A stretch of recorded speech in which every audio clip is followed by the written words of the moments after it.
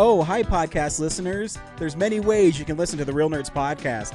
You can subscribe on iTunes. You can also subscribe on Stitcher Radio. You want to send us a Twitter message? You can do that. It's so easy, at Real Nerds. Like us on Facebook, Real Nerds Podcast. You can visit our website, realnerdspodcast.com, where there'll be a lot of articles for you to not only read, but to listen to our previous shows. Do you like your stories told through pictures? Then you can also follow us at Real Nerds on Instagram. You can also call us, 720-6nerds5. Thanks for listening and enjoy the show. Camera, action! Well, a real nerd knows who shot, and a real nerd can follow the plot, and a real nerd can... Talk film! I'm sorry. Take it outside. Well, a real nerd knows who shot, and a real nerd can follow the plot, and a real nerd will give it all they got. Lights, camera, action! Real nerds. Welcome to Real Nerds Podcast live at FanExpo 2025.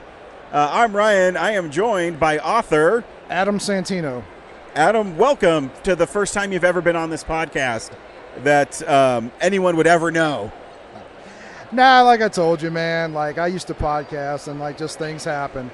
Yeah, it's a double-edged sword because so Adam and I have done this before. I have my kid with me, and he was helping the kids on the game, and a ball went back there, and he went to get it, and he killed the power and corrupted a file with your half of an interview and all of Travis's. All of it. No, nobody wants to hear from Travis, you know. It's one of my best friends, but like enough of him. Yeah, enough. Man. Brad says there's a 1% chance he can save it. We'll see what happens. Well, are y'all from around here? Yeah. So I mean, that's not like like I'm from New Orleans, so like it would have to be like Zoom. Yeah, so better that we're in person. Travis, I'll just say, hey man, I'll buy you a beer if you want to be on the show again, and hopefully he'll do it. So, but welcome. Thank you. I heard you're a big J. Michael Straczynski fan. I am. Yeah. No. I don't know how we started talking about that. I tend to run off at the mouth about Straczynski though. And I have a bad habit of just flowing with it, and see where the conversation goes. So it's more fun. Like at the front of my book, the dedication, because I have two books actually. One is an autobiography of my time in the Disney College program called Earning My Ears. It's literally Earning My Ears, My Adventures in the Disney College program. I guess I just introduced it that way. But the dedication for that one was my four heroes. And there's a fifth person who's my boss. But it's Straczynski, Warren Ellis, and then my comedy heroes are Dave Attell and Stephen Wright. Heck yeah. And I can never hope to be on that level for any of those things, but like if I could be half as talented as any of those people, I've lived a good life. I think Brad and I actually quote Dave Attell all the time because he has a style of comedy that seems not smart, but it's some of the smartest comedy. And it's really quick. I always one of my favorites is you kick a midget, you wake up, you have a donkey tail. Just how he just skanks for the memories. Yeah, he just spirals out of control. That's a really interesting comedy album because like one of the problems with comedy albums and specials is, so take whoever you want. We'll stick with Dave Attell. People go to the show, and if they're big fans of that, a lot of times they want to do the greatest hits. But that's the thing, is like comedy isn't music. Agreed. But the interesting thing about Skanks for the Memories is I listen to it about once every 3 years. If you do it at that pace, it's still funny. Oh, yeah. If you do it like more than that, then you're just getting nostalgia off of it. But there's not a lot of comedy albums that can do that. Yeah, it's one of my... I saw him at Comedy Works, and Amy Schumer opened for him. That's how long ago, and how long he's been a force in, comedy. And I mean, I used to stay... But not recognized on that level. I know, it's crazy. I used to stay up and watch, his show on Comedy Central all the time. Insomniacs? Yeah, because it's just... Do you happen to remember the New Orleans episode? Oh, yeah. Super embarrassing. And look, I'm from New Orleans. I'm not a New Orleans... I always tell people I'm the worst New Orleans person you've ever met in your life. Because, like, especially like the Disney College program, you know, people would start off introducing themselves like, oh, I'm John. I'm from New Jersey, whatever. As soon as people hear I'm from New Orleans, I put up my hands. I go, stop. Everything you're about to say, no. Like, I hate gumbo. You don't eat beignets. Beignets and snowballs are the two things. But like, I was like, I hate Mardi Gras. And like, by the end of the spiel, people will be like, you really are the worst New Orleans person ever. But, you know, but it's on the Insomniac episode, Sheriff Harry Lee, which is from the suburbs, Jefferson Parish, he took David Tell on a truck to go hunt nutria, which is a type of rodent. Yes. And look, I don't care. It's funny, but if I wasn't from New Orleans, I'd be like, is that what they do? They run around in pickup trucks and shoot rodents? In like drainage ditches. Yeah, it was really weird. But you know, Attell, I love Attell so much. Me too. And Stephen Wright, somebody once, before I say this, what's the language level on this podcast? It is rated R. Okay. When I was in college, I went to play for extra credit. Another student in the class, and we were just talking. At one point, he goes, "You know, who you remind me of, man. You remind me of Stephen Wright." And I looked over and was like, "I think I got to suck this guy's dick now." I was like, "I got a really bad gag reflex too. I don't know." I was like, So I made it quick, but you know. But yeah, no, all those people, and Straczynski is number one. I was telling you earlier, Travis and I went to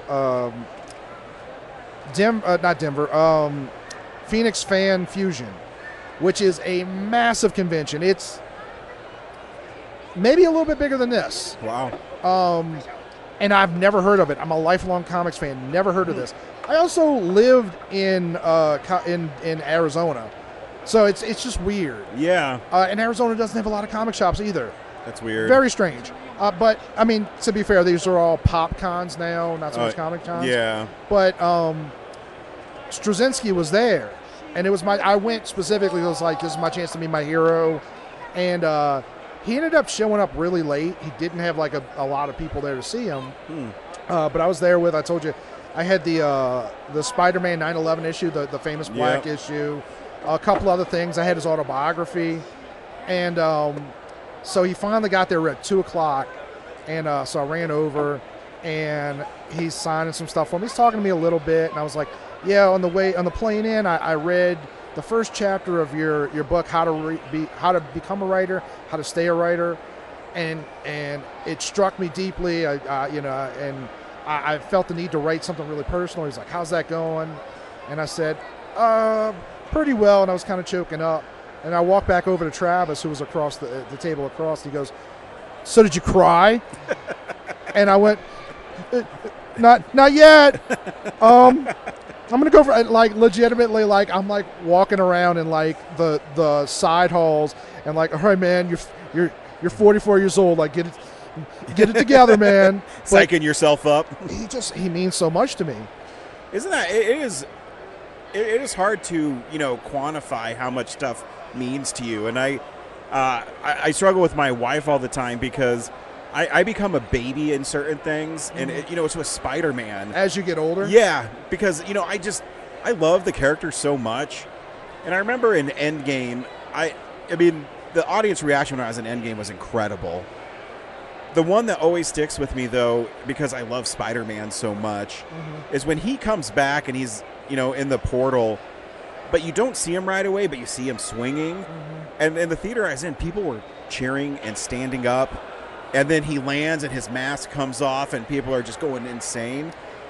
I cry because I'm like, oh my God, it means so much to me too. Well, part of that though is it's very interesting. I'm assuming it's on purpose, but it is Sony, so it's kind of hard to say. Tony is Uncle Ben for Peter. Like they kind of in the last Spider-Man movie, they kind of made it so that Aunt May is Uncle Ben. Yeah. But up until then, like, Tony fills that role. Agreed. And, like, just when Robert Downey Jr. grabs him by the face and, like, hugs him, like, that's the thing. Is like, I don't have kids, unfortunately, but you're dad. And that kind of stuff gets, and also as you get older, you think about your dad. Oh, yeah. And stuff like that. And so that kind of stuff, like, I cried that kind of stuff. Oh, yeah. And I remember when I saw No Way Home, because I call it the reverse origin. They get Aunt May involved and, the goblins, the catalyst for it. And, my wife, because when Aunt May says, with great power must also come great responsibility, which is actually from Amazing 15, right. Fantasy 15. She said it the correct way. Yeah. We all kind of abridge it. Yeah. I remember my wife leaned forward and just looked at me because the tear was coming because I can't help it. I can't help it. And I think that's what's cool about being in a fandom is you have those connections. And I've been saying this to everyone I've been interviewing. That's why I love this place too. Everybody just embraces, what you love. And it's okay. You can dress up as, I don't know what the Red Wings on that person is, but hey, right. It means something to them. But I'm going to circle back to what you said because I'm a big Disney guy. Okay. And so how do you enroll in Disney University and what led you to that? Okay, well, two things. It's the Disney College program, but there is a Disney University. Is it really? It's, trying to think on the map, it's somewhere behind the Magic Kingdom, or is it behind Epcot? This was 2002. I'm very old and my brain no worky. But so what happens is, first of all, I don't know what the percentage is now. When I was there, I want to say it was like 1,500 college program students at any given time. Wow. It's gone up since then. Because what happens is Disney uses for low-level, entry-level jobs at the parks, they'll use college program students are effectively paid interns. You get minimum wage. You pay for your housing, but they own the housing.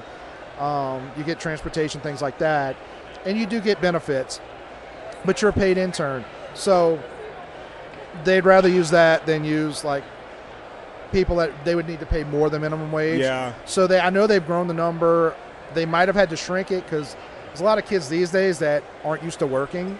And they just think like, oh, I'm gonna go run off to the circus, and I'm just gonna go play at the parks.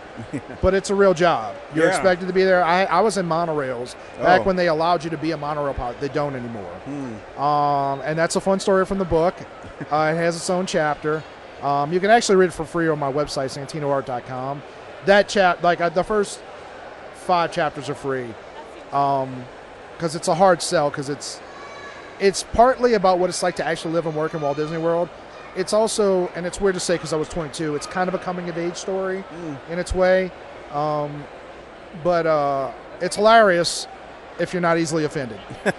If you're easily offended, you're not going to like it.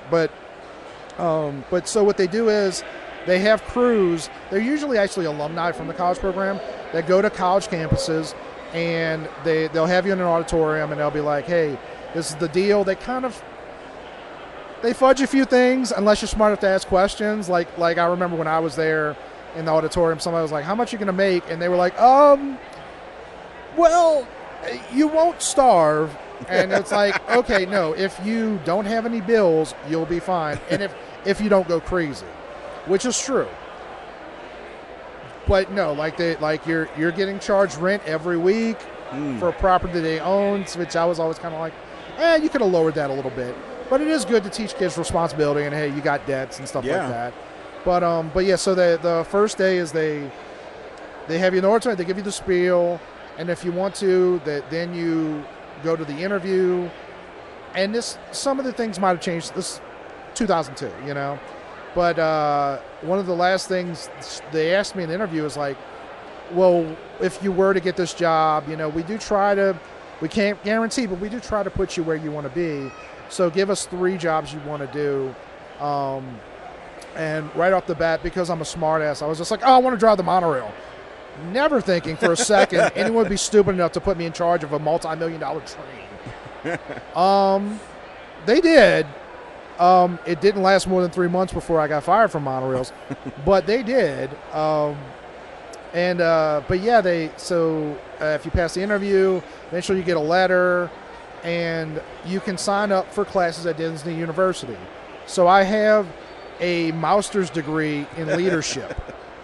Could not tell you for the life of me what I learned, what my 3-page paper was that passed the class, but I got it. I still have it, and like I show people. Is it signed by Mickey? It is. That makes it worth it. They also, if you take 2 classes and pass them, you get a doctorate. I did not get a doctorate. But yeah, so my job was different because if you're in monorails, it's not just you got the job. Then you have to train, take a test, all of which, again, is covered in the book, and it's too much information to actually. This isn't like, well, if you want to know, you got to, again, you can actually read that chapter for free on SantinoArt.com. But I had to pass a test. I barely passed it, but I did, and I got my wings, and which I still have. You're supposed to give it back, but the trainer even told you, like, look, when you leave, you're supposed to give these back, just so you lost them. So I actually, when I got fired, but they had to keep me for a week before they transferred me to Toontown, which was a job I hated. But I wanted to give my little brother something, so I had like 2 weeks where I was still just pulling. I couldn't drive the train, but I could pull gates open for people. So I went to them right off the bat, and I was like, yeah, I lost my wings. So they gave me another pair. So I actually have 2 pair, which I gave to my brother, which he then lost immediately. I still haven't forgiven him for that, but I was just like, yeah, they track you down if this shit goes on eBay. So is that something, too? You say, I want to be Mickey Mouse.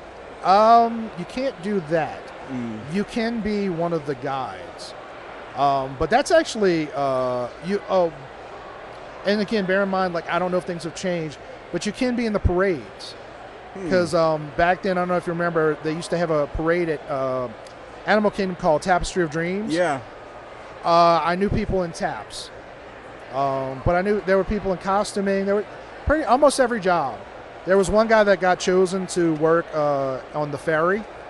Again, I don't think they allow that anymore. I know there's no more. You can't do monorails anymore. Is a monorail all automated now, or is there still someone who drives it? I don't even know. So driving, like they're called monorail pilots. It's a general term. What it is there's multiple controls that you have to handle. Most of your job is knowing when they tell you stop on marker 222. For some reason, it's not numerical, which I've often thought about. Like as an adult, I was like, why is you have to know the pattern? It's a pattern, so it'll be like 222, 17, and I don't remember the pattern, which is why I got fired. And again, that story is available at SantinoArt.com. You can read about how I got fired. It's a funny story. But there's basically a speed control and a few other things, an emergency stop, and you're controlling the speed and you're knowing where to stop. And you've also got to know like when to stop when you're pulling into the station. None of that's automated.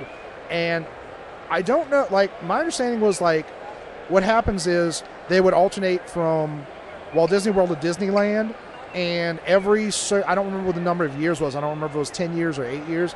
They're supposed to like update one of them. So if it was Disneyland last year, in 8 years it would be at Walt Disney World. It would go back and forth. It's probably, I know it's more than 8 years, but I don't know if they've updated. I don't think they've updated at all in the 20 plus years. So I don't know what's going on with that. Yeah. They do have a maintenance. There's actually a garage for the monorails in the back. They don't all go there. Every state they park them at different stations. So one will be parked at the Magic Kingdom station. One will be parked at the Ticket and Transportation Center. Another will be parked in the Contemporary. But there's a couple that'll get parked in the garage. And if you're curious how it works, what happens literally at the end of the line of a monorail, there's no station. It's a warehouse. The rail just ends. Like it just ends. There's no like barricade it just ends. And the way that you stop is there's a tennis ball, an actual tennis ball hanging from the ceiling. And the tennis ball is supposed to touch the windshield. Yeah, that's like grandfather stuff. Yeah. And this is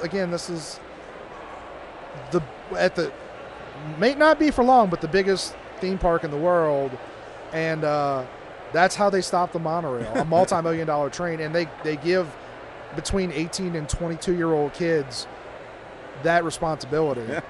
They don't anymore, probably for the same reasons that I got fired. So that's interesting because I took my kid during COVID to the Magic Kingdom and Disney World, and the lines, they would make you go behind the warehouses and stuff because you had to have the 6 feet. And the whole time I go, man, Walt would be spitting his grave. He'd be doing that about a lot of stuff with Disney now. Yeah. They've gotten rid of a lot of the magic in the last, I'd say, even before COVID. The last time I went was 2019, and I remember feeling like, because you got to understand that from our perspective, so like you go there and you have, when was the earliest you went? 4th grade, so like late 80s. So 9 years old maybe, roughly. So you have specific memories of your childhood and your parents going there. It's very similar to me, where like I would go there and it wasn't just rides to me. It was like, oh, that's where we did that. Oh, that's where Nicole broke my, oh. You know what? I changed her name, but I guess it doesn't matter. It's a podcast. And she's not going to hear it. She's not going to sue me. Her name's Dana in the book, but her real name's Nicole. Because I had to ask certain people I didn't want to go to. Yeah. So I just changed their name and didn't use a photo. And there's certain people that's their actual name, and they were happy to be in it. You know, that's the popcorn booth where Nicole told me, no, we're not going on, like, you know, things like that. Most of them good memories. Yeah. But when I went in 2019, I was just struck by, like, it's not there anymore. It's like, now it's like when you go back to your elementary school and you're like, this looks kind of familiar, but I don't remember. This isn't the place that I remember. And yeah. They've made it. And look, it's always been commercial. Disney is a like massive thing. It takes a lot of money, especially during COVID when they were, to their credit, still paying people for a while. Yeah. And look, those rides don't just sit there. They have to be maintained. They have to, you know, you have to keep power to them to a certain degree. Yeah. And, you know, I lost my train of thought there. But about the magic being gone and yeah, so it just doesn't like it's always been that's what I was saying. Commercial. It's always been it's always been about making money. But they used to hide it. Now I feel like they're just like, just give us your money. Yeah, you know, I'm actually 3 years in a row. I'm going in September is Disneyland, and I think Disneyland keeps the nostalgia a little better. Right. Because I love Disney World too, but and I've noticed that the big thing I noticed is when I used to go a while ago, and like I said, I'm a Disney guy, so I like to go now I've gone 3 years in a row, but I used to go every like other year, just alternate between the parks. And then they used to have their own like chocolates and stuff, and now I go there and I go, oh, this is really like manufactured chocolate. It's no more you walk into the confectionery and you see them make it. Which they still do some of the stuff, but like you mentioned the confectionery, and I was telling somebody the other day about, you know, we used to have Downtown Disney, and look, Disney Springs is beautiful, but it's the height of commercialism because they wanted to put out, because there's a bunch of outlet malls near Walt Disney World, and they wanted to put them out of business, so they turned it into a big outlet mall, and there's a lot of good stuff in there, but it's hollow. Yeah, you know, I feel you on that. So, how did you decide to become a writer? Or were you always one, and you decided that'd be a great story to tell? You know, it's funny. So I have two books. One is my autobiography. The other is a book of short stories from the last 20 years called Lies We Tell Ourselves. And I actually, in the intro to that, I was thinking about like, okay, like what makes you a writer? And I'm sure it's different for everybody, but there's a lot of things when you're a kid that people tell you that's your thing, and you go like, oh, okay, that's my thing. Like, I'm not an artist, but I was one when I was a kid because I like to draw swords and guns for whatever. I mean, I'm Gen X. Yeah. Schwarzenegger, all that stuff. Heck you yeah. know, and swords like He-Man was the first character that I loved, and stuff like that. But so I would draw, and I had a modicum of talent, but people would tell me like, "Oh, you're an artist." I'm like, "Oh, okay, I'm guessing I'm an artist." And the story that I tell in the intro is, I was in. I don't know how ubiquitous this is, but I know there's different states that have a gifted and talented program for kids. Yeah. And I was in GT, and I always felt like a fraud because I was like, I'm not that smart. Like I don't really understand a lot of things to this day, Yeah. But I was told I wasn't gifted and talented, so I was in it. And one of the assignments was we had to write a short story. And I didn't know what to write, and I remember I wrote some story where I took the names of Captain Kirk, Dr. McCoy, and I don't think I used Spock. I think I just used Kirk and McCoy. And I wrote, I don't remember what it was about, but I remember like turning it in, and at one point like they called my mom in, and I was like, oh, they're about to reveal that like I'm a plagiarist. I didn't know the word plagiarist at the age of 8, but they're going to reveal I'm a plagiarist. They're going to tell it like, man, we've made a huge mistake. Your child is neither gifted nor talented. He needs to leave immediately. But they told my mom like, oh no, your son's a writer. Oh. And then they told me that, and I was like, okay. Okay. And I just from then on, and there's been periods, where I didn't write, and I'm a photographer as well. So up until 2 years ago, I was focusing more on my photography. And I'm not going to get into the details, but something went on in my work where I was just sitting around waiting to get fired. And I was like, I'm going to fall asleep if I sit in this chair all day long. So I started working on because the Earning My Ears took me 17 years to write. Wow. Like, I didn't start trying to write it immediately, but I always knew, like, there's a story here. There's a lot of stories here, but there's a story here if I can figure out how to write it. And I even thought, like, I even still think, like, it'll never happen, but if some movie producer is just like, this would make a good movie, and they found somebody else, because I can't re-edit my own life. It's just, there's too much that I'm too close to it. Yeah. To cut things out, and characters out, and abridge things. But I was like, there's a story here. It took me 17 years to write, and when I was sitting there for months waiting to get fired, essentially, which did happen, I was just like, well, I'm just going to take advantage of this time. So I started posting, or this whole thing was originally posted on my website. Really? And eventually I was just like, people seem to respond to it. I know it's good. It does need more revisions, but like, I might as well just make this a book. And self-publishing is now an option. Yeah. I didn't know a lot about it, but I knew I could go to Amazon on KDP, which is how it's printed, and print it out. So it took me another 6 months. Like after I got laid off, I couldn't find a job. So I was like, I would go to like coffee shops every day and write. And one of my best friends, one of the most talented people in New Orleans, his name is Jack Locke. I think it's like jacklock.net. Go find him, JAK. But he volunteered to edit for me, so he edited it. There was one joke that he was like, even for you, man, this is pushing it. There was one story that's not included that I was told, like, dude, this is too mean. And it's hilarious, and it's about one of the we had sister roommates, because we were in 3611, and I think 3606, we had a group of 6 girls that they were our fellow roommates to a degree. And one of them was kind of a lunatic, and it's about her, but her roommates hated her. And so one of them, my friend Heather, was just like, no, fuck her, tell the story. And I was just like, no, let me cut this out of here. But still a funny story, but it is mean. Yeah, it is mean. It's okay. It's fun to be mean sometimes. Believe me, I know. No one thinks I'm a nice guy. Travis is the good guy. You're the other part of the I'm yang. the bad cop. I'm the bad cop for sure. That's okay. That's really fun though, and so photography, writing. I think a lot of artists do have several interests because as artists we get bored, and you have to kind of find the new thing. Mm-hmm. Have you ever thought about publishing art? A photography book? So this is kind of a long story. I'll abridge it as much as possible. Are you familiar with Jazzland or Six Flags New Orleans? Yes. Okay. Up until April, for the last 2 years, I was the assistant archival photographer for Jazzland. Oh.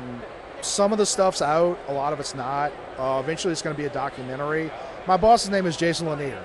He is one of the best photographers on the planet. I say that very easily. He just is. And what makes a good photographer? That's a really broad question. Just curious.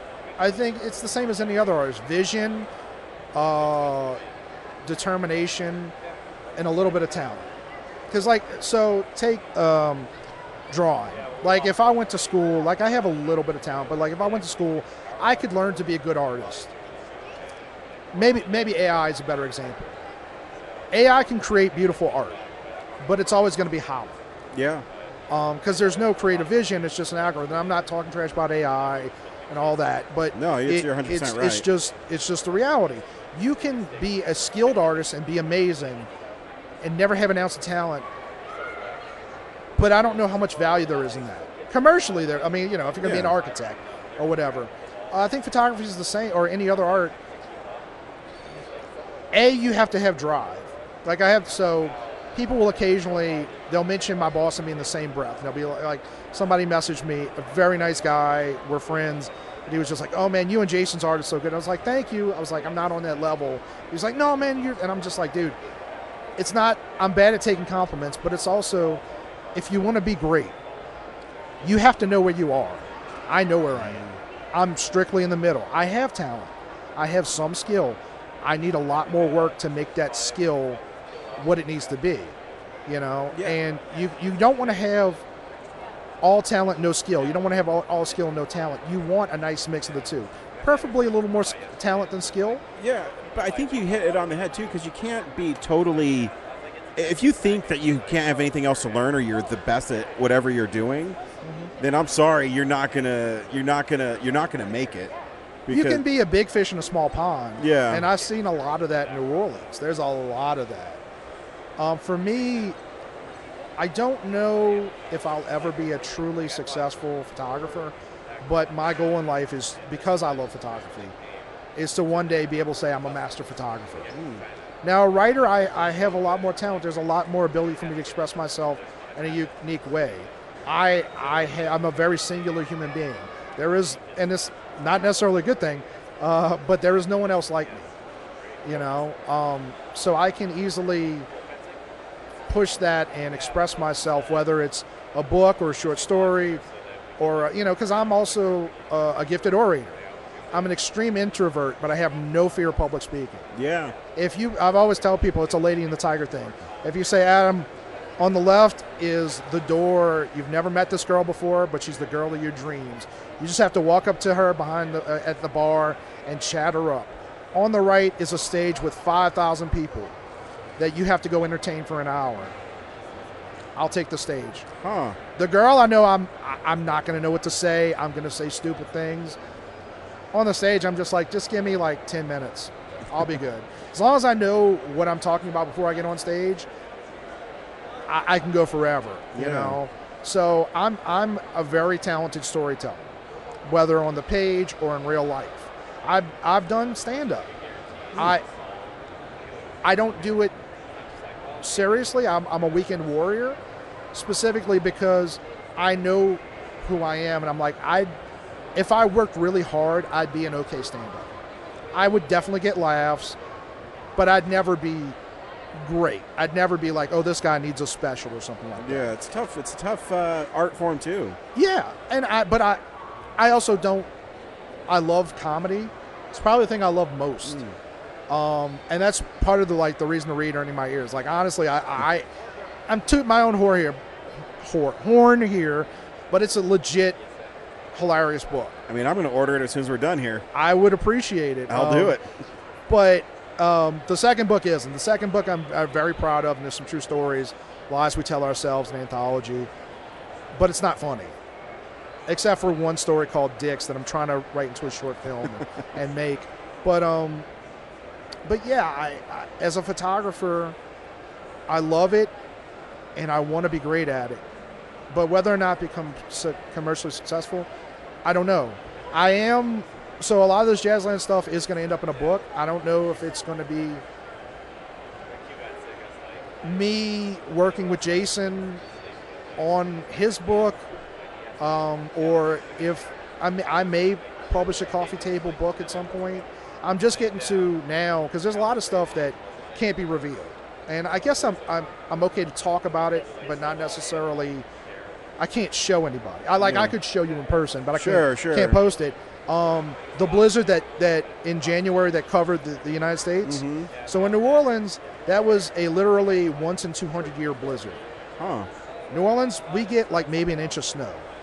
Like out here in Colorado, like that's nothing. Yeah. So Six Flags was covered. Jazzland was covered, and it looked like aspen. Huh. So I have photos from that aren't coming out yet. There has to be some sort of like hauntingly beautiful photos, though.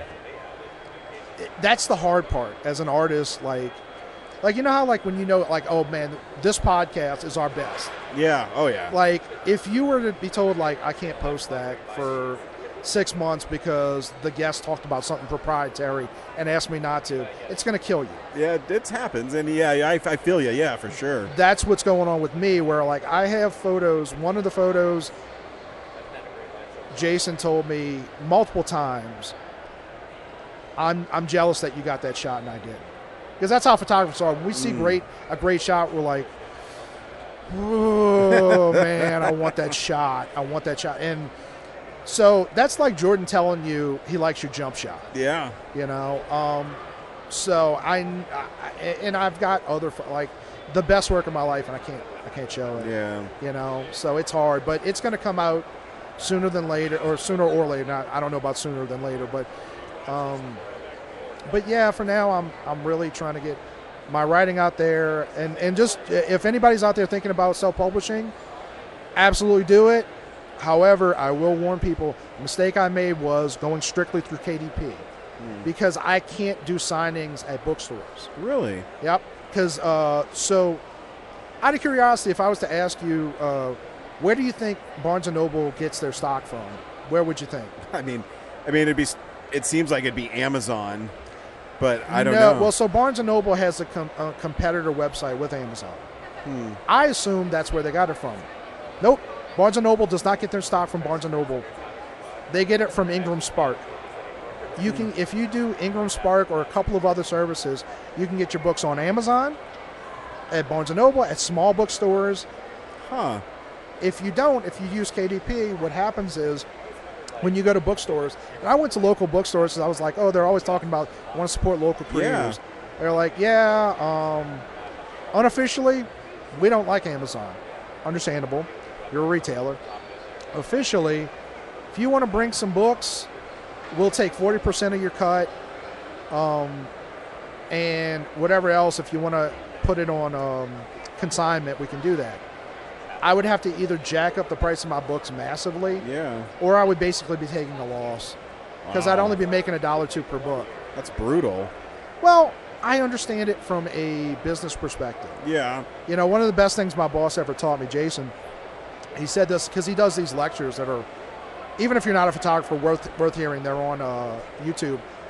He said he was telling a story about he would go to photography conventions and vendors, like somebody that makes a type of lens or a flash or something like that, would go to him like, Jason, we've got great news for you. We want to sponsor you. And he would look at them and go, that's great.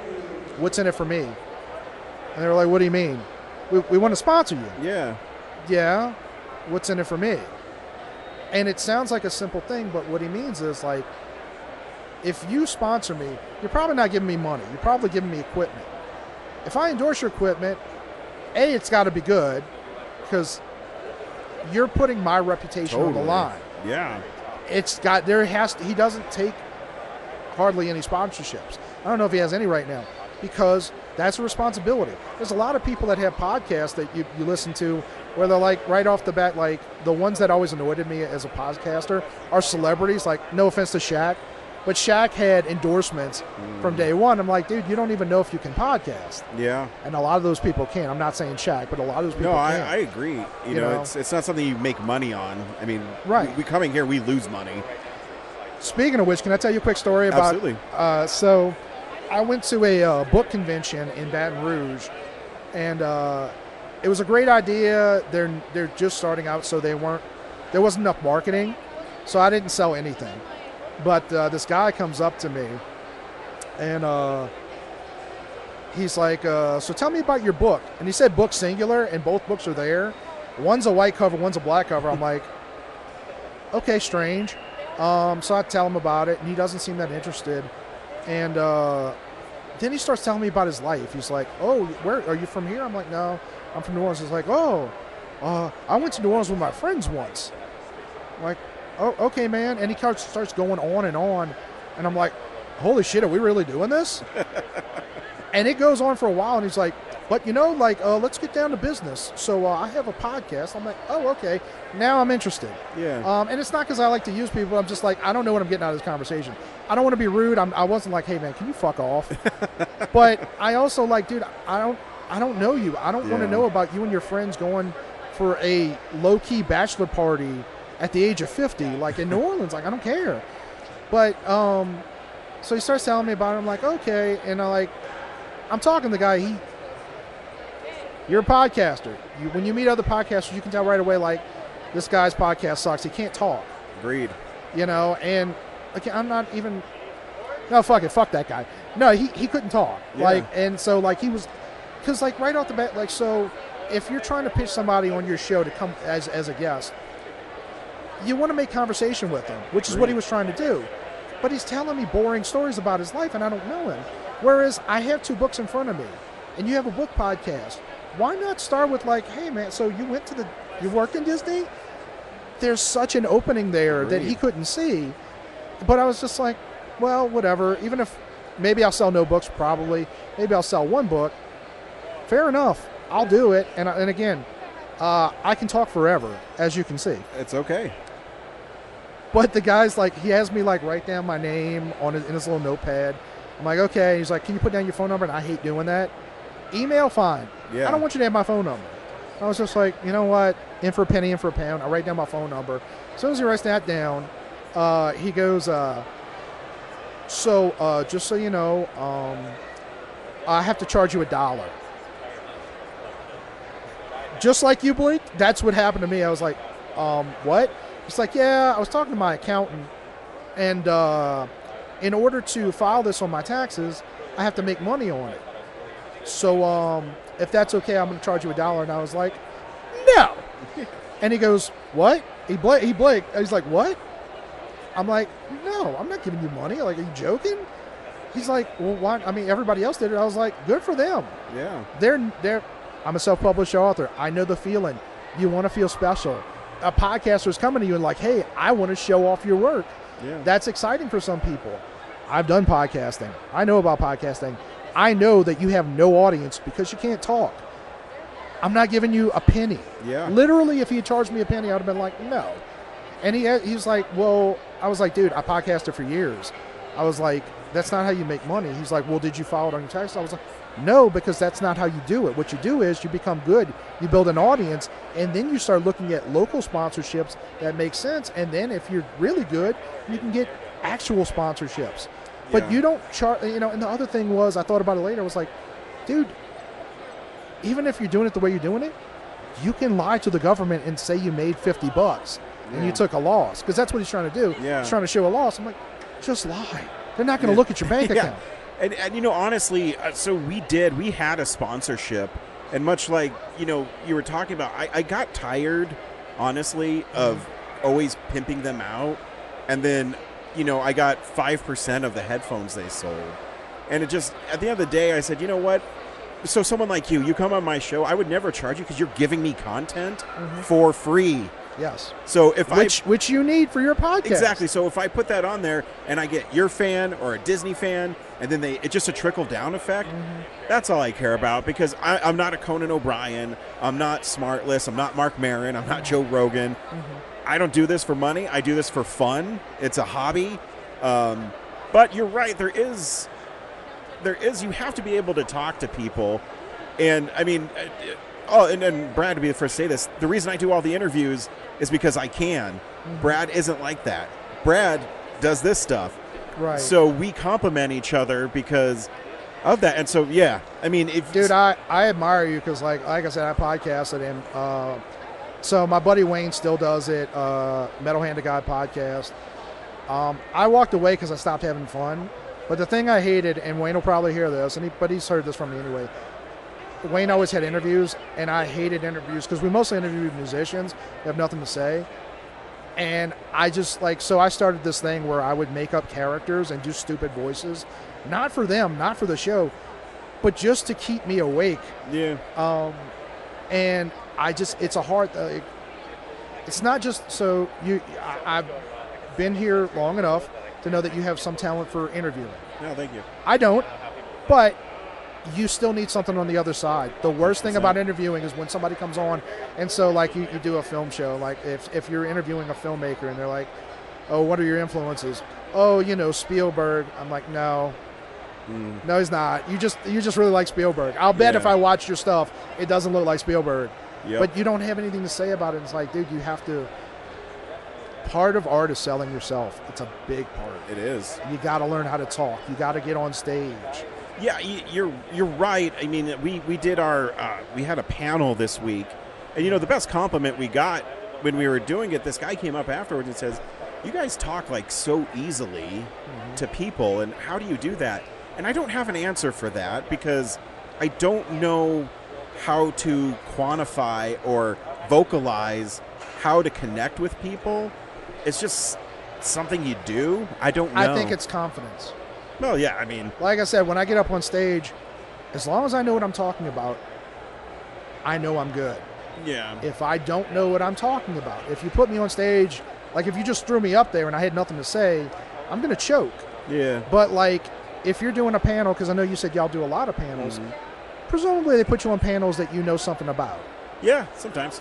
Well, yeah, or maybe you do 15 minutes of research on the person that's on the panel. Yeah, it's funny. Not to make it about me, but before this became really corporate and was, FanExpo, it was Denver Comic Con, then Denver Pop Culture Con, right? And I was their go-to moderator because the first year I was out here, I moderated a panel with James Marsters. And they really liked me because he did 2 panels, and the first one, the moderator interjected himself into it. And it's not about me. It is not about me at all. I always find the people. I say, hey, what do you want to talk about today? What do you not want to talk about today? Let's go from that. And it is a confidence thing because they literally used to come up to me and say, hey, our moderator canceled on this X-Men panel. Can you do it? I'm not the biggest X-Men fan, but I'm a comic book fan, and I can fake it.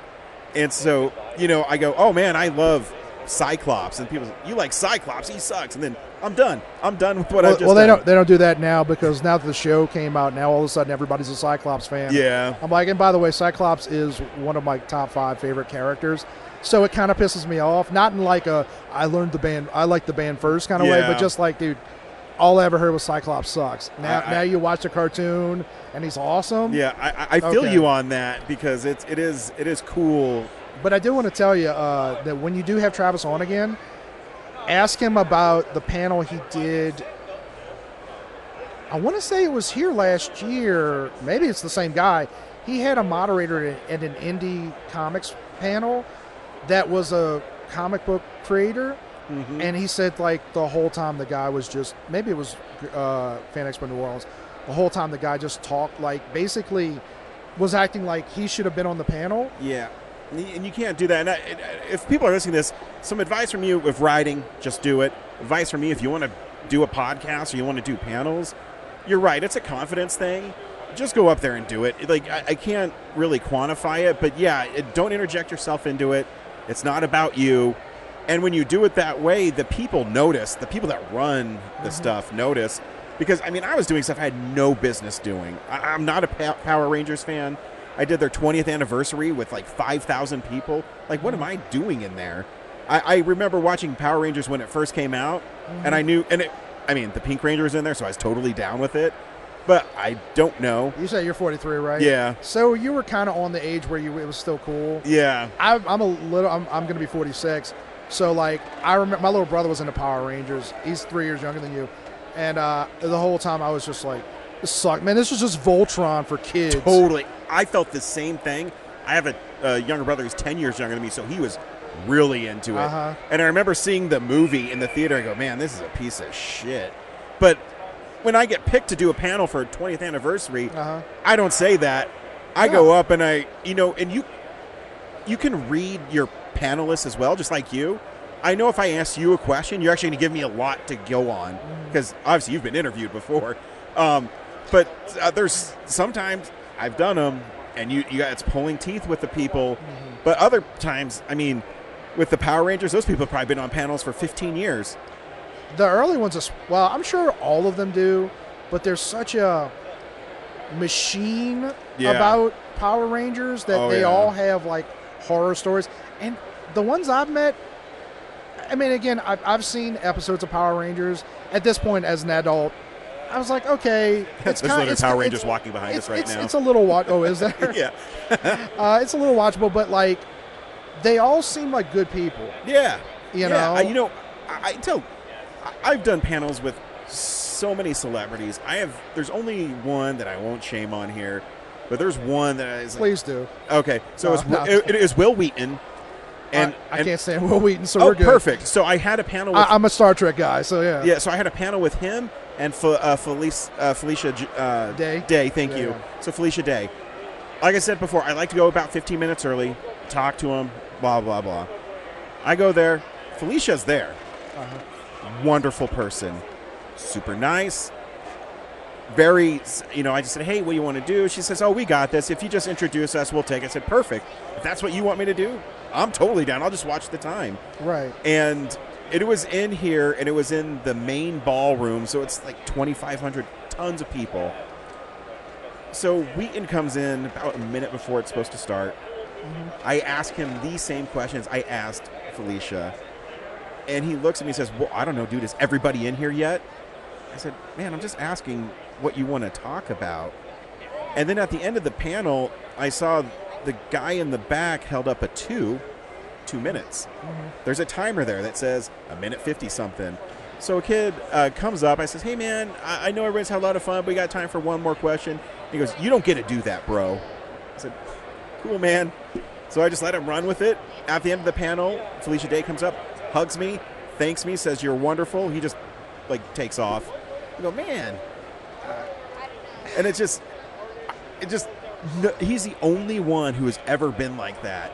And it's a bummer. I can't stand Will Wheaton, but I will give him at least this one thing. You never know what kind of day somebody's having. So if you've only met him once, even, don't get me wrong, that doesn't excuse his behavior towards you at all. No, But I do, my main thing is, like, Hollywood has decided that, like, y'all are real nerds. Hollywood has decided that if you need a geek, it's Will Wheaton, Patton Oswalt, and Kevin Smith. Those are the representatives for millions of people. I don't relate to any of those people. Yeah. And maybe a little bit to early Kevin Smith, but, and I think Patton Oswalt is a great actor.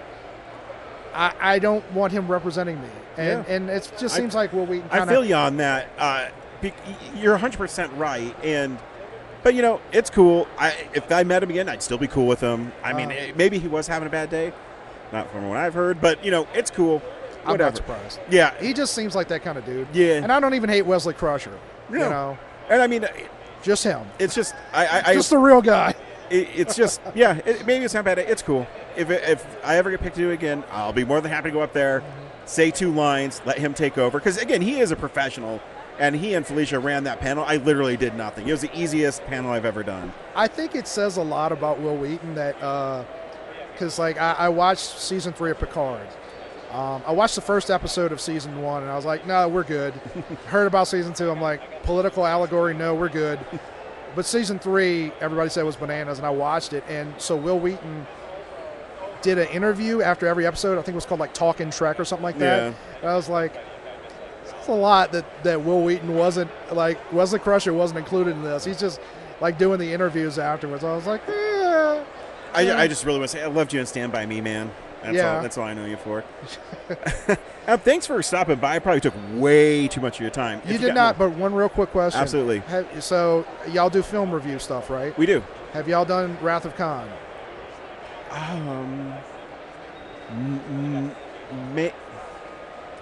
Let me think. Possibly.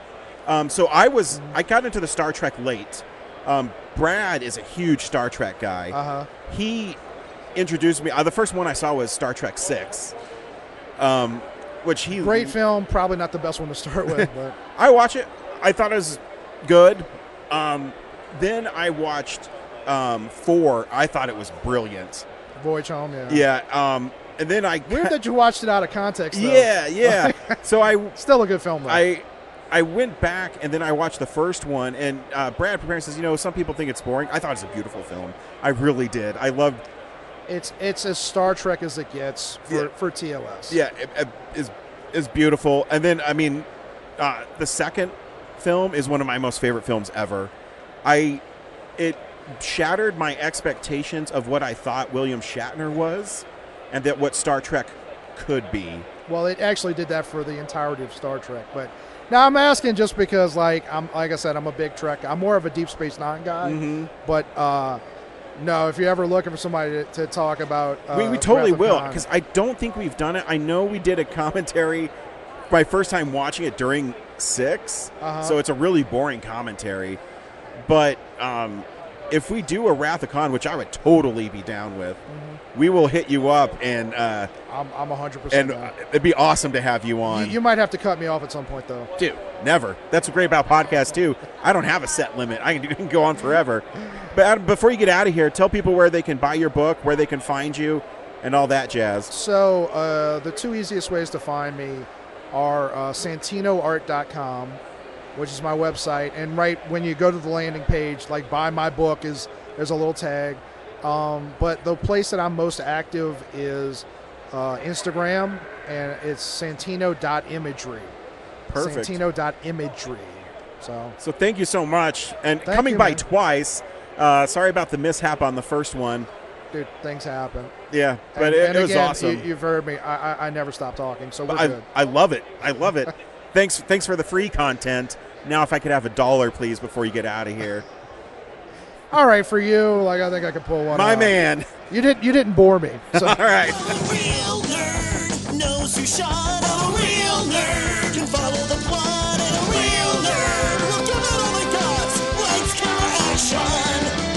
Real nerds.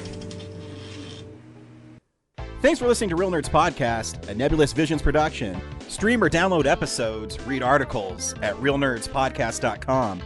Stream us on Apple or Google Podcast, Stitcher, Spotify, or iHeartRadio. Follow us on Facebook, Real Nerds Podcast, Twitter and Instagram at Real Nerds.